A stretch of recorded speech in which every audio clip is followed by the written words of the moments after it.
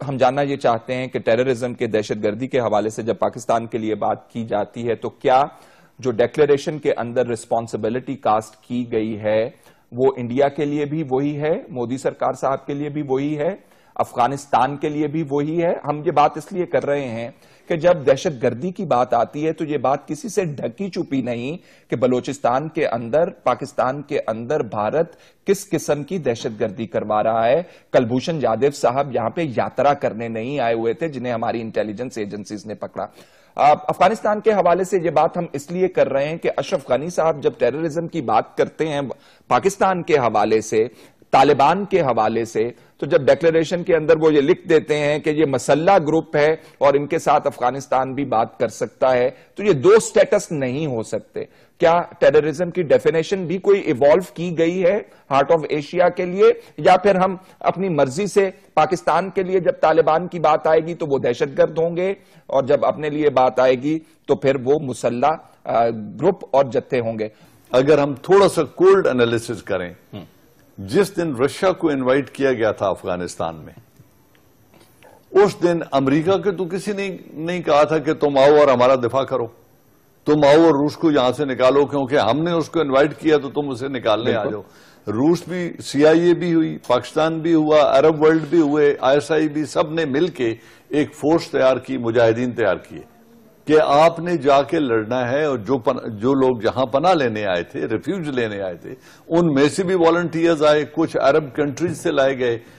اس وقت تک یہ سارے جرائم پیشہ لوگوں کو، کنڈیمڈ پرزنرز کو، والنٹیئرز کو اور افغان ریفیوجیز کو اکٹھے کر کے جو فورس بنائی گئی وہ سب دوست تھا، وہ فریڈم فائٹرز تھے، کیونکہ وہ افغانستان کے دعوت پہ نہیں لڑ رہے تھے، افغانستان کی اس وقت کی سٹنگ گورنمنٹ کے اگینسٹ لڑ رہے تھے، روس کے خلاف۔ تو نہ یہ امریکہ کی مداخلت تھی بیرونی ممالک کے اندرونی معاملات میں، اس وقت یہ لیجیٹیمیٹ بھی تھا، اس وقت یہ سب کچھ حلال تھا۔ پھر انہوں نے کہتے تھے امریکن صدر اس زمانے کے اندر کہ ہم سب ایک ہی اللہ میں یقین رکھتے ہیں، یہ سٹیٹمنٹس آتی تھی، سب آتی تھی۔ تو اس وقت تک یہ سارا نہ دہشت گردی تھی، نہ کسی ملک کے اندرونی معاملات میں مداخلت تھی، یہ سب کچھ لیجیٹیمیٹ تھا، کیونکہ ایک دنیا کا سب سے طاقتور ملک ایک دوسرے طاقتور ملک اور کولڈ وار کے اینیمی کو اپنے کو گھٹنے ٹکوا رہا تھا۔ USSR تھا اس وقت۔ ٹھیک، پاکستان نے ہی انفراسٹرکچر جو ہے ڈسمینٹل کرنا ہے ٹیررزم کی سپورٹ کے لیے، لاجسٹکس کے لیے، ٹیکٹیکل سپورٹ کے لیے، اور اشرف غنی صاحب اب کہہ رہے ہیں کہ حالات بھی انہوں نے خراب کر دی، ہم نے تو بڑی کوشش کی، اب یہی ٹھیک کریں گے، تو ہم نے وہ کھڑکی بنانی ہے اب افغانستان کے ساتھ۔ دیکھیے، اگر آپ اسی کے زبان میں اس کو جواب دیں گے تو اس سے بات آگے نہیں بڑھتی۔ اشرف غنی نے میرے خیال میں بہت بڑی غلطی کر لی۔ دلی امرتسر کے اندر انہوں نے پاکستان کا نام لے کے جو بات کہی وہ نہ اس کانفرنس کے حساب سے صحیح تھی اور نہ کسی اور طریقے سے اس کو جسٹیفائی کیا جا سکتا ہے۔ آپ کون سی والی بات کی بات کر رہے ہیں ایاز صاحب؟ وہ بات بھی ہمیں کوٹ کر دیجئے پلیز۔ جو انہوں نے کہا کہ پاکستان نے $500 ملین جو ہمیں دیے، اعلان کیا ہے، اس کو وہ دہشت گردی کو روکنے کے لیے استعمال کر لے، اسی پہ مصرف یہ کر لے، ہمیں نہ دے۔ تو یہ بات کرنے کی نہیں تھی، نہیں کرنی چاہیے تھی، لیکن بہرحال اس نے کر لی، دنیا کو اپنا چہرہ دکھا دیا، اور اس کا بہت مثبت جواب روسی مندوب نے دے دیا کہ یہ کانفرنس بائیلیٹرل نہیں ہے افغانستان پاکستان کا یا پاکستان اور ہندوستان کا، یہ افغانستان کے لیے ریجنل ملکوں کا کانفرنس ہے، باقی بھی لوگ اس میں آئے ہیں، تو افغانستان فوکسڈ افغانستان کے لیے یہ کانفرنس ہے، اس میں یہ بائیلیٹرل باتیں نہ کی جائے۔ تو میرا خیال ہے افغانستان نے جو غلطی کر لی اس کو ہم نہ دہرائیں، اور ایک بات ہم اس میں مد نظر رکھ کے جب اس پہ بات کرتے ہیں کہ ہندوستان اور افغانستان ہمارے امیجیٹ پڑوسی ہے، ان کے ساتھ دوستی بھی ہمیں کرنی چاہیے، دشمنی تو بہت ہی مہنگی پڑے گی، لیکن اس دوستی میں بھی بہت ہی احتیاط سے قدم رکھنے پڑتے ہیں، کیونکہ میں اگر افغانستان پہ فوکس کر لے تو افغانستان میں الزام پاکستان کے اوپر تو لگاتے ہیں، لیکن پاکستان اکیلا ملک وہاں نہیں ہے، پاکستان سے بڑے بڑے ملک اس میں انوالو ہیں، ہر ملک کے تقریباً اس ملک کے اندر انٹرسٹ ہے اور وہ پلے کرتے رہتے ہیں۔ تو افغانستان میں سمجھتا ہوں کہ پاکستان کے لیے اتنا ہی اہم ہے جتنا ہندوستان ہے یا کوئی بھی ریجنل ملک ہو، بلکہ اسے بھی زیادہ ہے، کیونکہ وہاں سے ہی ہمیں ہندوستان نقصان پہنچا سکتا ہے۔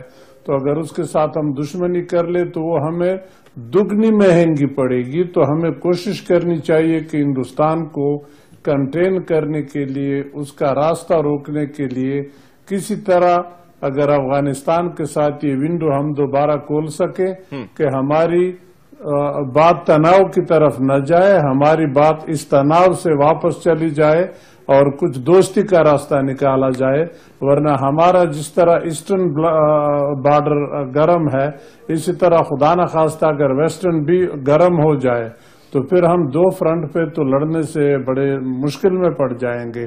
تو اس کو بچانے کے لیے میرا خیال ہے ہمیں فوکس یہ کرنا چاہیے کہ کسی طرح افغانستان کو ہندوستان کے اس انفلوئنس سے یا بقول شخص سے اس قبضے سے نکالے جو وہاں پہ ان کا انفلوئنس بڑھ رہا ہے۔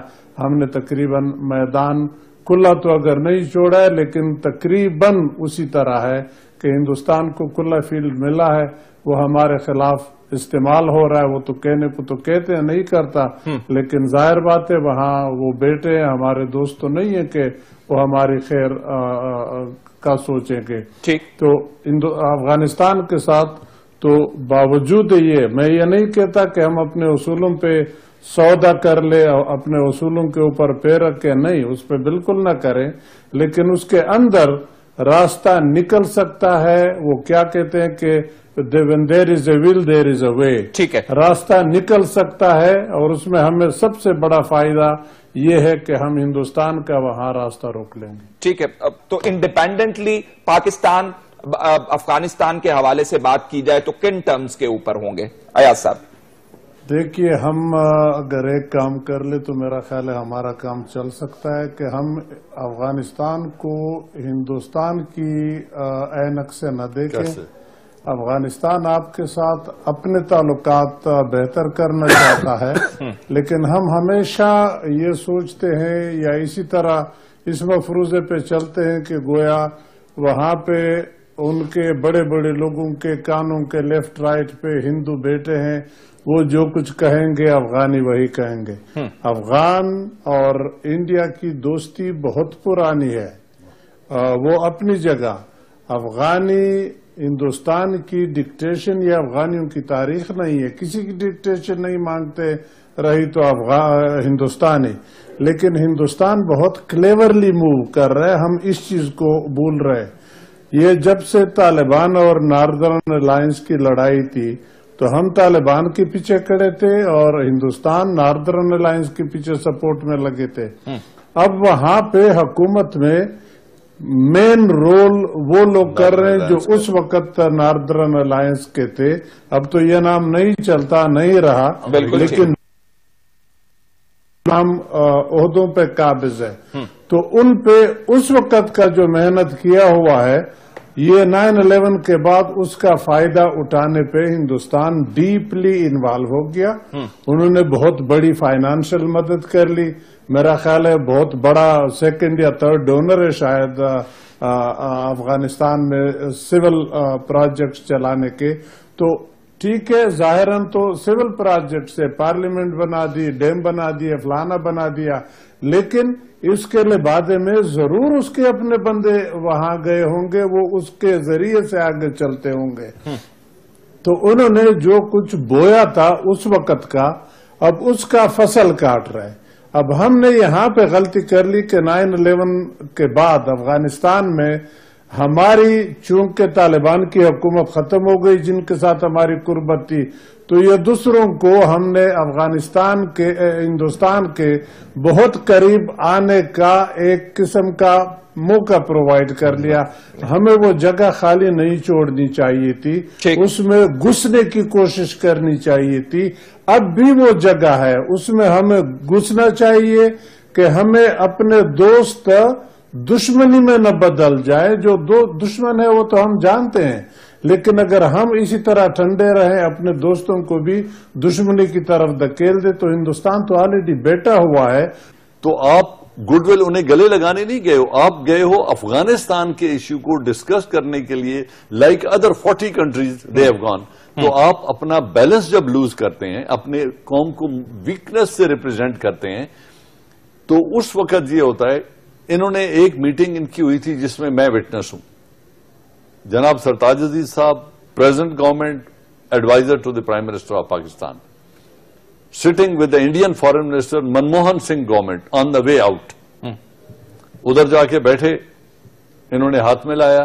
I am disclosing, I am under oath, but I am not disclosing something which is wrong. انہوں نے ان سے ہاتھ میں لایا اور کہا جی کہ میں پرائم منسٹر آف پاکستان کی طرف سے آپ کو ان کی خیر سگالی کا پیغام دیتا ہوں, اور میں یہ بتانا چاہتا ہوں کہ ہم ہندوستان کے ساتھ تعلقات وہاں سے شروع کرنا چاہتے ہیں جہاں لاہور ہم نے چھوڑے تھے. جواباً انڈین فارن منسٹر نے کیا کہا؟ اس نے کہا یہ اچھا خیر سگالی کا میسج ہے, لیکن اس کے لیے آپ کو عملی ثبوت دینا پڑے گا. تو ممبئی ہوٹل میں جو حملہ ہوا تھا, ان بندوں تک آپ پہنچیں, ان کے خلاف قانونی کارروائی کریں, تو پھر ہم سمجھیں گے کہ آپ اس مسئلے میں مخلص ہیں. اس کے جواب میں ایز اے ایمبیسڈر جو میں سوچ رہا تھا کہ میرے وزیر کو یہ کہنا چاہیے کہ یس, ریسیپروسٹی از دا وے فارورڈ.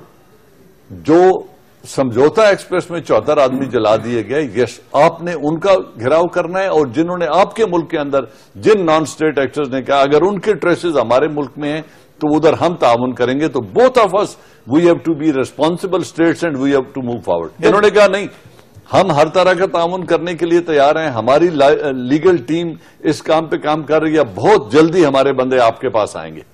اس کے ساتھ انہوں نے ایک اور لسٹ دے دی کہ یہ بندے ہیں, ان کو آپ پاکستان کی جیل سے رہا کروائیں, کیونکہ یہ سونیا گاندھی کی کانسٹیٹوئنسی سے ان کا تعلق ہے.